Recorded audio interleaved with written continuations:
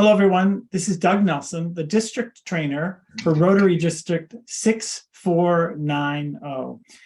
And on the call with me, I have Bill Lear from the Rotary Club of Charleston, who's a longtime advocate and involved deeply with Rotary Youth Exchange. Bill, thanks so much for taking the time to be with me.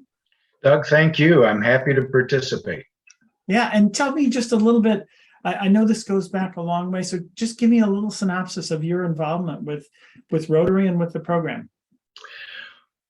I'd be glad to. I joined Rotary in 1980 and was a regular attendee, but I say that I became a Rotarian in 1987 when my family decided to host a Rotary Youth Exchange student. We had a student from Norway live with us for about 6 months and had a great time and just kind of went on with Rotary. I was even president of our club. And then I became a born-again Rotarian in 1992 when my daughter applied to be an outbound student.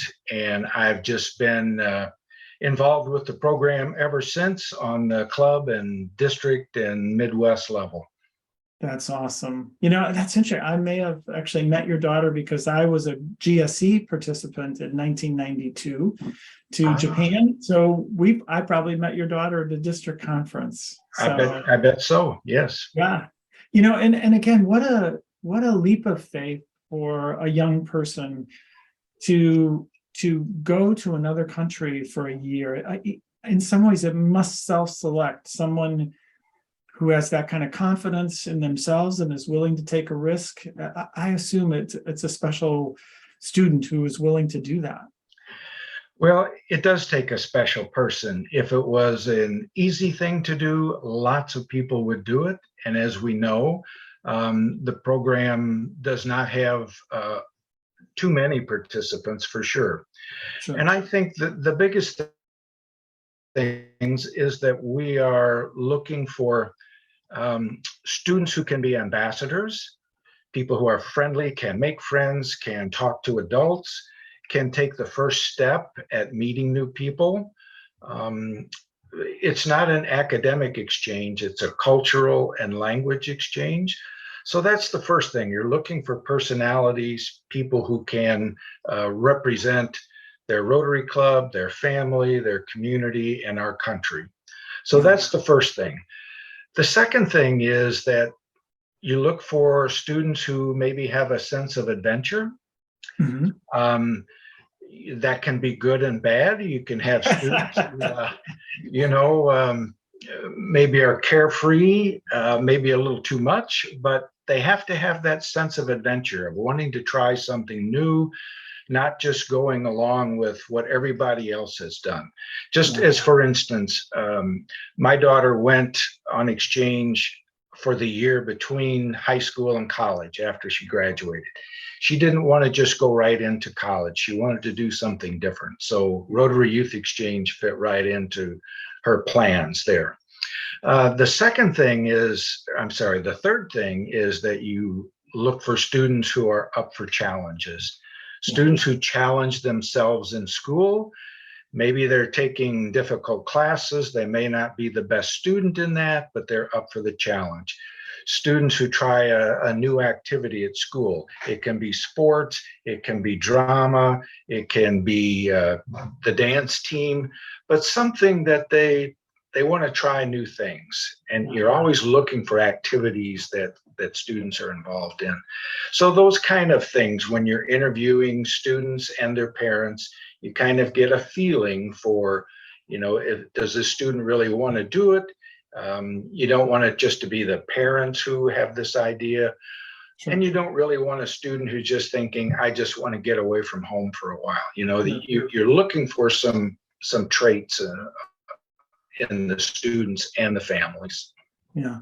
It's interesting, Bill, as you talk about that kind of embracing the unknown and taking a chance over a whole time period like that, you see, I would imagine, quite the maturity level in them growing and maturing as a person.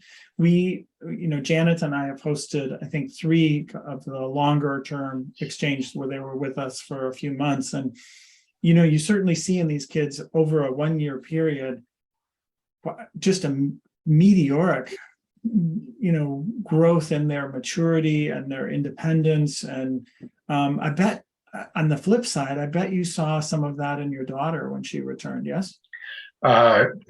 Tremendous changes. And I always joke, and I tell my daughter that I'm joking a little bit. I loved her before she left, but I liked her so much better when she came home from her exchange because of that maturity. She was still a teenager. My daughter has a late birthday, so she was 17 when she left, 18 when she came back, but the maturity level had just changed dramatically. And I felt this when I was chair of the district youth exchange committee, that those of us on the committee are the lucky ones because we get to see that change. We meet the kids in August when they get here, and we do monthly events with them throughout the year. So to see them by the end of the year and how they've changed is just amazing. In fact, there's a new Rotary video out, and the title of the video about youth exchange is called Found. Wow. And it's about finding yourself on exchange, that students find themselves. And what a self-reflective thing, and what a pivotal moment for someone that young. Yes. But we've talked a lot now about those kind of pivotal moments and that transformational experience of it. But I'm sure, at least I think for us and for host families, I think it's surprisingly rich as well. I agree. I'm always amazed after having been in the program for a number of years, how many people say or think, oh, I could never do that. I could never have a foreign teenager in my home. And there are challenges for sure, Doug. There's no question that there are challenges. Just like with the 2 examples that I mentioned, those. One host family was willing to work with the first one, and the second one wasn't. But they came around. But for the families, some families think, well, I have to have a son or daughter the same age. That's not essential. That would be ideal, I think, if a host son or daughter was the same age as the student and they got along well. But just as siblings and families don't always get along, there can be differences between siblings the same age. So, a host family can have children the same age. They can have younger children. I mentioned we hosted a girl from Norway. I had a son in high school and my daughter was in middle school. My youngest was in 4th grade. The 4th grader and the exchange student were inseparable.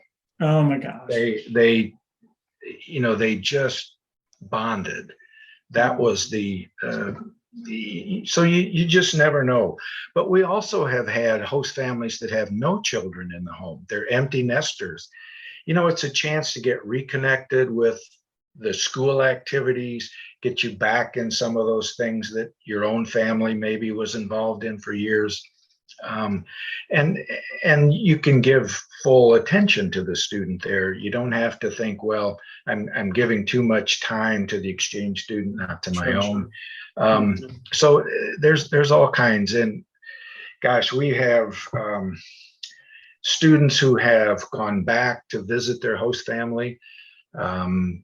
We hosted a boy one time from South America. When he got married, he brought his wife to Charleston to meet us. Yeah. When they had their first child, they brought their baby to meet us. Wow. You hear at a district conference or something like that, Bill, you hear stories like this constantly of the connectivity for a lifetime, really. So that's awesome. I know a family in our district who've hosted, and their daughter was in their exchange student daughter's wedding in Australia, and the Australian exchange student was in her wedding in Rantoul. Wow. Well, And there you have it. yeah, yeah, Wow. the connections can be lifelong. So just briefly, let's look at the club responsibility. So, Charleston's interested in doing this. How does that work? Just briefly, Um, well, it's a club commitment, just like a lot of things that the club does. The board of directors makes that decision. You need a good youth exchange officer and a youth exchange committee to steer things and help the student. But I always say it's a club commitment, and the club, the more that the student has involvement with the club, I think the more successful the exchange experience can be.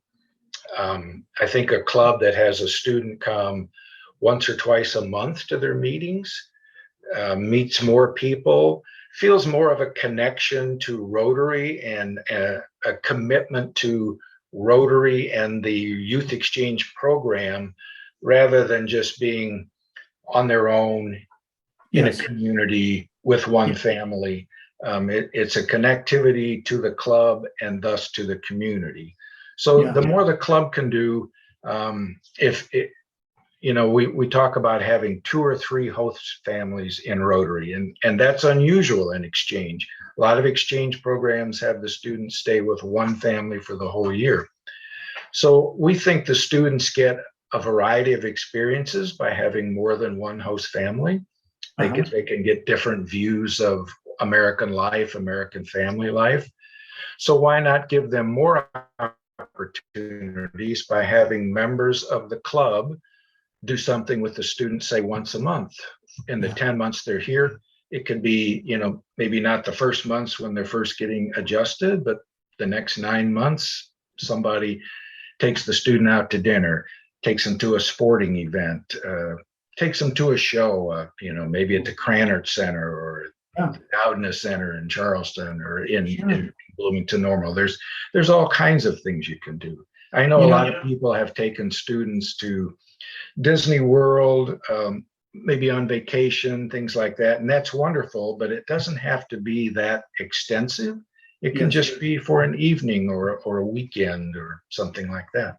And then the student is hosted by the Rotary family at large, right? Yes. Instead of the person they're staying with, right. Or instead of it being the youth exchange officer's responsibility, it's a club responsibility. The club makes the commitment.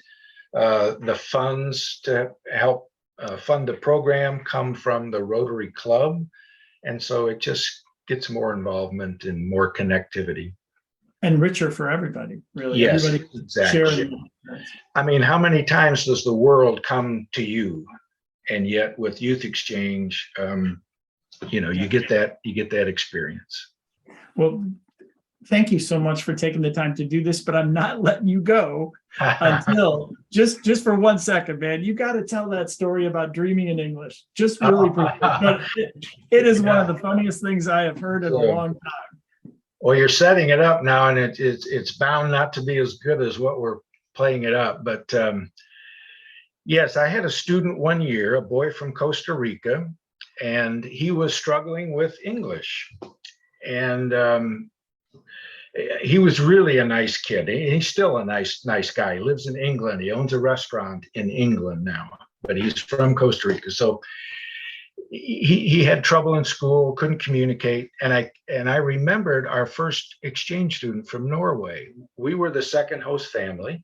And one morning in February, she woke up, and I remember she came out to get ready for school, and she was just so excited.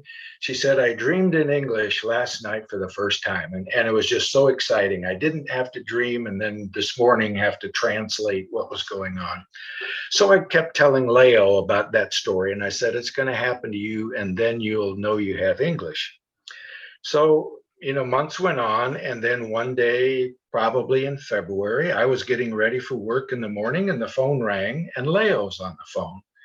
And he says, Bill, you were right. Last night I dreamed in English. And I said, oh, I'm feeling really wise, like I'm Right. the smart, Uh, smart man.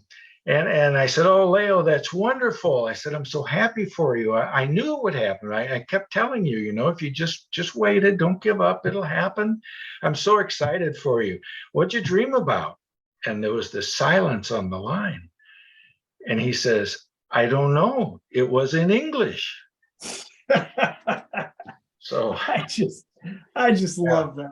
I just love it. it's a great story, and it's one that I cherish, and I've told it many times to people. Yeah. Well, it's just one of the hosting students, and having that exchange is one of many, many stories, and stories for a lifetime. So, Yes. Bill, thank you for sharing your story with us this evening, and thank you for all the great work that you have done with Rotary Youth Exchange. Thank you, Doug. And I will say that I have gotten much more out of Rotary Youth Exchange than I have given to it. So thank you.